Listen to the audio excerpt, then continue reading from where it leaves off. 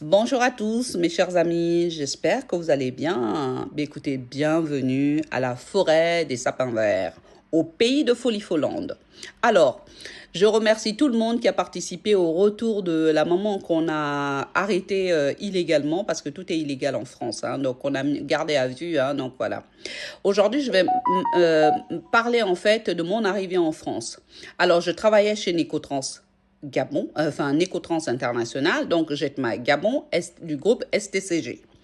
Alors, la première fois que je suis arrivée en France, j'ai fait une demande de crédit à la société. Et j'ai ces éléments-là dans mes fiches de paye. Parce qu'il y a une dame l'autre fois qui est rentrée sur mon live que j'ai fait pour me dire que voilà, il n'y a que Dieu seul qui sait. Alors, cette dame-là, quand je l'ai laissé parler, hein, donc là, je fais cette petite vidéo pour éclaircir les gens. Le procureur d'Evry ne veut pas aller au pénal. En fait, cette dame-là disait que voilà, il n'y a que Dieu seul qui connaît la vérité. La vérité, elle est très simple, elle est écrite. Et en plus de ça, de quel Dieu on parle? Le Dieu des Blancs ou les dieux de Noirs ou le Dieu des Arabes? Bon, je ne suis pas là pour m'attarder sur ça. Il faut savoir que dans mes fiches de paye, il y a la traçabilité de ce crédit que j'avais fait la demande à la société Jetma Gabon et la banque qui a prêté à Jetma Gabon l'argent qui m'a permis de voyager pour venir en France la première fois est mentionné et c'est Alios. On appelle la société, c'est une banque qu'on appelait Alios.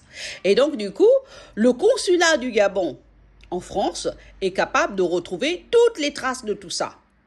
Alors, de l'autre côté, Kevin Renault, qui se fait passer pour la victime, qui a fait rentrer une femme en France, etc., qui a payé les billets d'avion, etc., la chose est très simple.